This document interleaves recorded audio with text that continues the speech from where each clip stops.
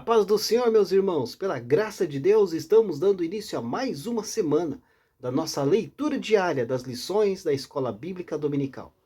Vamos dando prosseguimento aos estudos desse quarto trimestre de 2022, onde estamos estudando o tema A Justiça Divina, a preparação do povo de Deus para os últimos dias no livro de Ezequiel.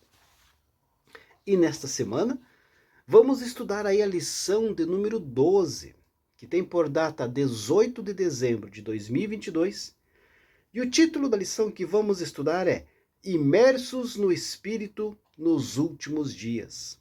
A verdade prática da lição destaca que o rio da vida, que representa o fluir do Espírito Santo, passa no meio do povo de Deus.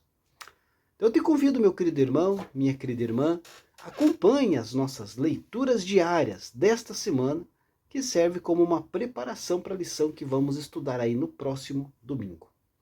E para dar início à leitura diária de segunda-feira, 12 de dezembro de 2022, tem como título: O rio do Jardim do Éden aparece no limiar da humanidade.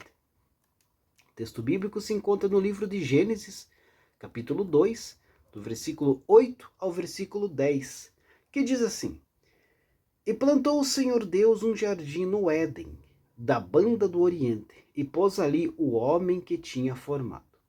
E o Senhor Deus fez brotar da terra toda a árvore agradável à vista e boa para a comida, e a árvore da vida no meio do jardim, e a árvore da ciência do bem e do mal.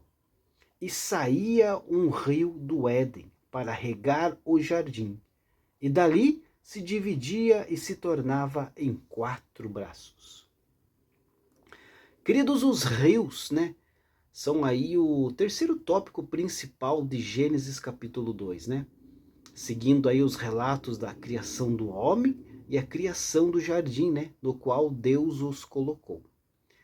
Este, queridos, é um relato aí da realidade histórica, uma verdadeira descrição do mundo como existia antes da queda no pecado.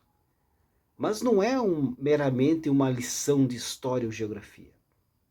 E também não é para ser aí uma dica, sobre onde o Jardim do Éden pode ser localizado, como uma espécie de mapa, que nos ajudará a descobrir onde o jardim estava e onde o anjo com a sua espada flamejante poderia estar.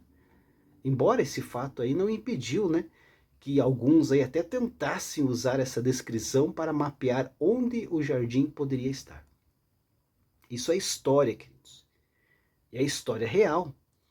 Realmente havia ali um rio fluindo do Éden. E esse rio realmente se dividiu em 4 outros rios. Mas toda a história, queridos, é a história de Deus. E toda a história aconteceu e foi aí registrada por uma razão.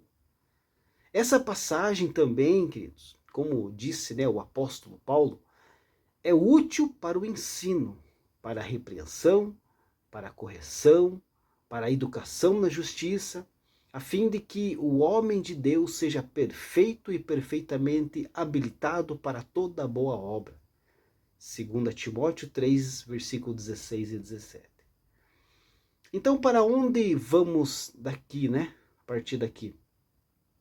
E como sempre nós costumamos fazer, lendo qualquer parte da Escritura, nós precisamos aí nos perguntar as mesmas 2 questões. O que esta passagem nos fala sobre Deus? E o que esta passagem nos diz sobre o relacionamento entre Deus e os seres humanos, Os rios, queridos, são descritos por causa aí da sua importância, para o jardim e a sua importância para o homem. Deus estava sustentando a humanidade através desses rios. Havia um rio fluindo do Éden, da terra do Éden para o jardim. E de lá ele se dividiu em 4 cabeceiras, O início aí de 4 outros rios. O primeiro era o Pison, que passaria por Avilá, ou Arábia, onde havia o Urbon, assim como Bidélio, que é uma resina ali aromática, e a pedra de ônix. O segundo rio era o rio Gion, né? Que serpenteava ali pela terra de Cush, que fica no norte da África, a área que conhecemos como o Sudão.